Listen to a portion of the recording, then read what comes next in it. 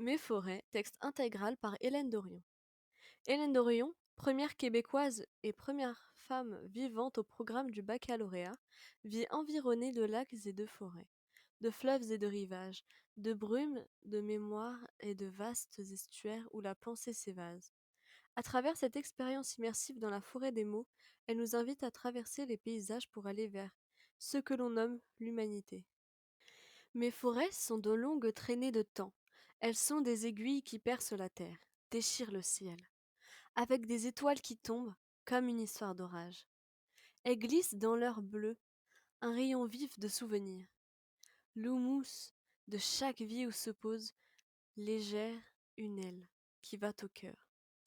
Mes forêts sont des greniers peuplés de fantômes. Elles sont les mâts de voyages immobiles. Un jardin de vent où se cognent les fruits, d'une saison déjà passée, qui s'en retourne vers demain. Mes forêts sont mes espoirs debout, un feu de brindilles et de mots que les ombres font craquer dans le reflet figé de la pluie. Mes forêts sont des nuits très hautes. L'écorce incertaine. L'horizon. Une chute de lien avec le ciel qui jette l'encre. Un désordre que blessent les vents. De biais, la beauté vient chasser l'obscurité. Les forêts apprennent à vivre avec soi-même. L'arbre. Le mur de bois s'est fissuré. Une pluie de longues tiges inquiète nos pas. Tombe comme on tombe, parfois dans sa propre vie. J'écoute cette partition du temps. Je déchiffre enfin le désordre des branches. Les forêts hurlent entre racines et nuages. Le ruisseau. Creuse loin dans la terre, dénoue la montagne qui pèse de tout l'automne, le rideau s'effrite dans un souffle lourd, le ruisseau balaie le passé, vers demain.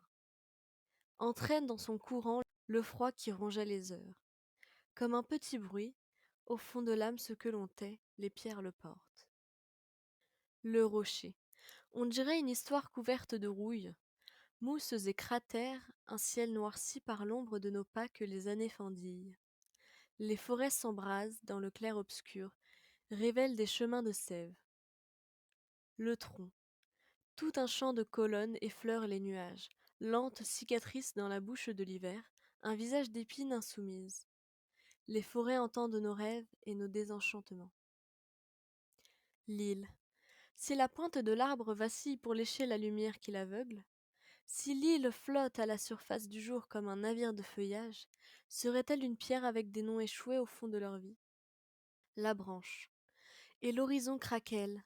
Un sentier se referme sur l'écorce des choses. Que rongent les vers et les fourmis? Il n'y a que ce qui casse et repousse autour de nous. Syllabes informes qu'assemble la lumière. Jusqu'à l'autre saison, les forêts vacillent dans le souffle de la terre. Les feuilles, comme des flammes étreignent le vide, puis tombent. Dans la tempête souterraine, l'alchimie de vivre et de mourir, les forêts creusent parfois une clairière au-dedans de soi. La déchirure. J'écoute un chant de vagues qui chute à l'horizon, l'éternité flotte sur la montagne. Le vent défait la lumière, cherche un visage pour les orages à venir. Une lame cogne contre les mâts de nos rêves, casse la branche du temps. L'écorce. Un bruit de scie brouille le silence, perce le mur de nos frêles illusions. Les forêts grincent et ce gémissement secoue nos solitudes. L'houmous.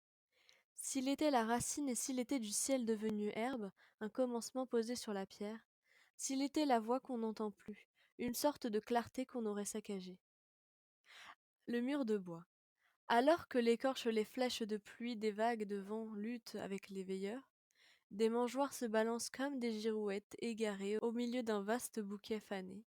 Le fouillis sauvage attend l'éclaircie. Les forêts nous promettent l'écume et les embruns sur l'épaule du présent, l'écorce du souvenir.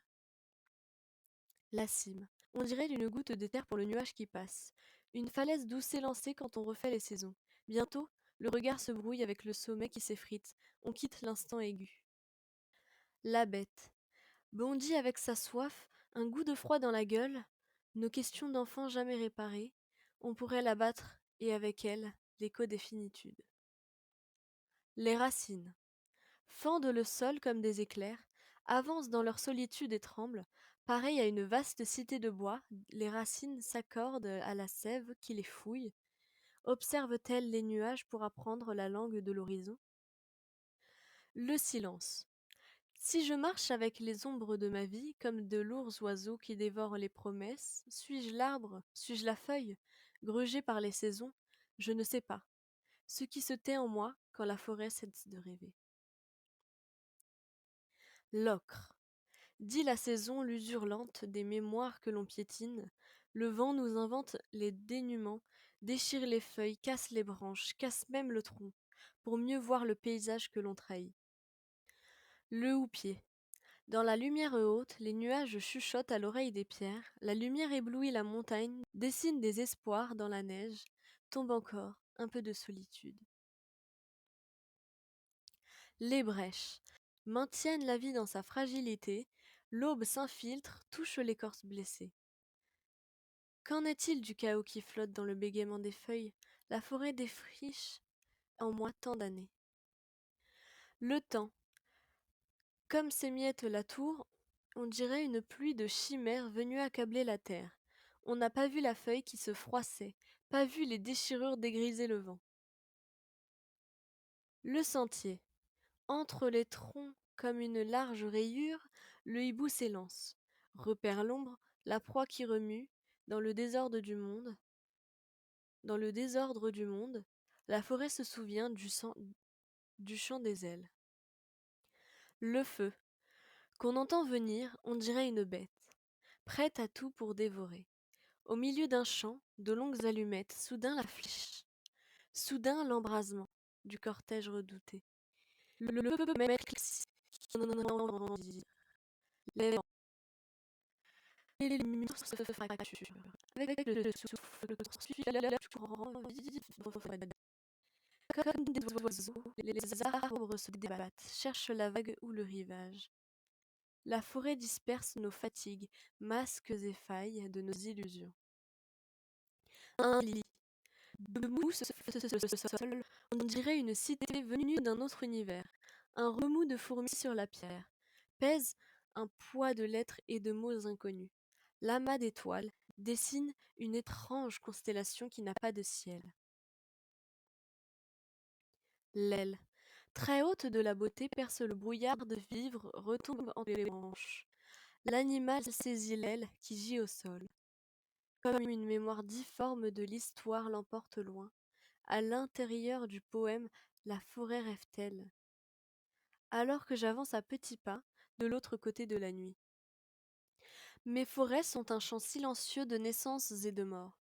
La mémoire de saisons qui se lève et retombe.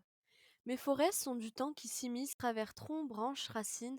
Elles traversent le feuillage du jour, capturent l'ombre, capturent l'éclat. Elles sont la solitude disséminée comme poussière de notre passage, une poignée de roches qui savent les âges. Mes forêts sont des traits de craie noire, les lettres désarticulées de mots inconnus d'un matin qui hésite à venir. Elles sont des ossements que lèche l'invisible, une géométrie de souffles et de pas qui se perdent. Mes forêts sont lièvres et renards, jungle d'insectes qui scintillent un soir d'été quand c'est l'hiver. Elles sont coyotes, ours noirs, orignales, citelles, geais bleus, mésanges. Elles dorment nues, mes forêts, attendent le vent qui les fera tanguer, comme des bêtes ivres, comme des bêtes ivres, qui marchent vers leurs racines. Si peu me fait vivre, quand c'est plein d'étoiles et, et que s'avance le poème.